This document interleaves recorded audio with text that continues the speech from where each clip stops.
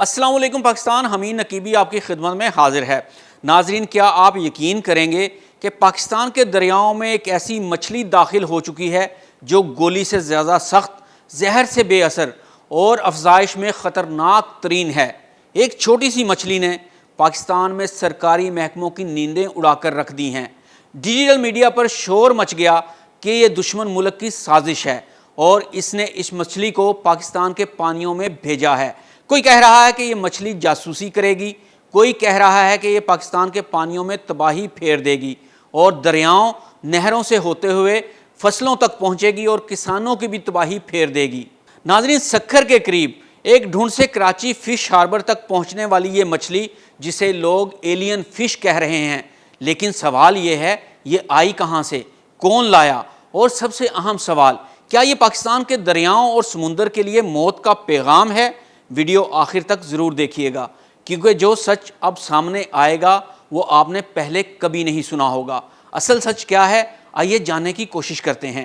ناظرین، یہ مچھلی لاطینی امریکہ کی رہائشی ہے، جہاں اس کا قدرتی نظام اس کو قابو میں رکھتا ہے، لیکن جب یہ غیر فطری ماحول میں داخل ہوتی ہے جیسا کہ پاکستان، تو یہ ایک بایولوجیکل ویپن بن جاتی ہے۔ اس مچھلی کا جسم لوہے جیسی ہڈیوں کی پلیٹوں سے ڈھکا ہوتا ہے، یعنی یہ قدرتی طور پر بختر بند ہوتی ہے۔ اس کا تقریباً کوئی قدرتی دشمن نہیں، انتہائی سخت جان ہے، آلودہ پانی میں بھی زندہ رہتی ہے، کم آکسیجن، زیادہ نمک، کیچڑ سب برداشت کر لیتی ہے، زمین میں سرنگیں کھودنے کی صلاحیت رکھتی ہے۔ یہ خصوصیت کسی عام مچھلی میں نہیں ہوتی۔ تو آئیے اب جانتے ہیں کہ اس مچھلی سے اصل خطرہ کیا ہے جو عوام کو ابھی تک نہیں بتایا گیا۔ نمبر 1، دریاؤں کے کنارے تباہ کر دیتی ہے۔ یہ مچھلی دریاؤں کے کناروں میں بل بناتی ہے اور سرنگیں کھودتی ہے، اس سے کنارے بیٹھنے لگتے ہیں، نہریں، بیراج، بند اور پشتے کمزور ہو جاتے ہیں۔ پنجاب اور سندھ میں نہری نظام پہلے ہی بہت کمزور ہے۔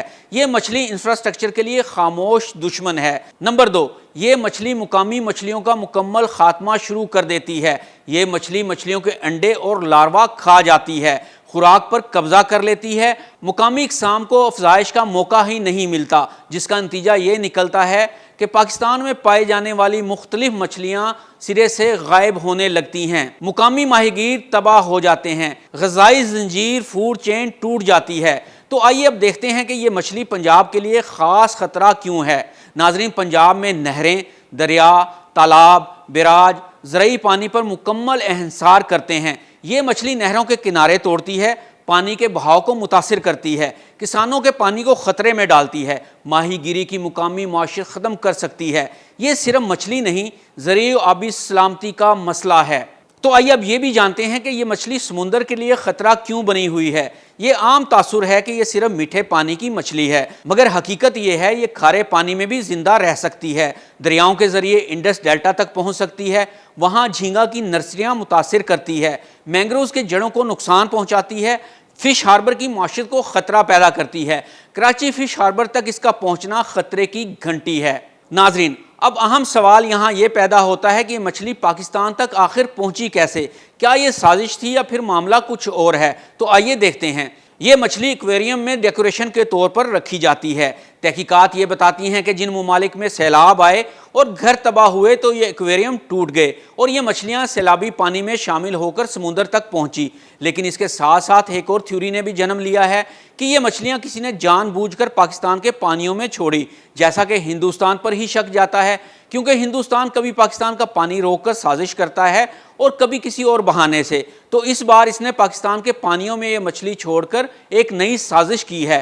تو آئیے اب دیکھتے ہیں کہ اس پر کنٹرول کرنا ناممکن کیوں ہے۔ ناظرین، یہ سب سے خطرناک حقیقت ہے۔ ایک مادہ سال میں ہزاروں انڈے دیتی ہے جو تیزی سے بالغ ہو کر مچھلیاں بن جاتے ہیں۔ جال میں کم آتی ہے کیونکہ یہ بھاری جسم اور ہڈیاں رکھتی ہے۔ دلچسپ امر یہ ہے کہ اس پر نہ تو کوئی زہر کام کرتا ہے اور نہ ہی کوئی بیماری اثر کرتی ہے، مارو تو بھی بچ نکلتی ہے۔ اس لیے دنیا بھر میں اسے انویسو اسپیشیز فرام ہیل کہا جاتا ہے۔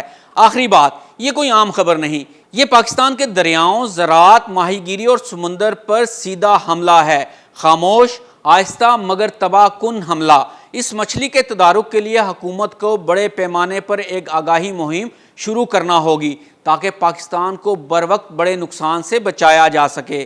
ناظرین، حمید نقیبی کو اجازت دیجیے۔ اللہ حافظ۔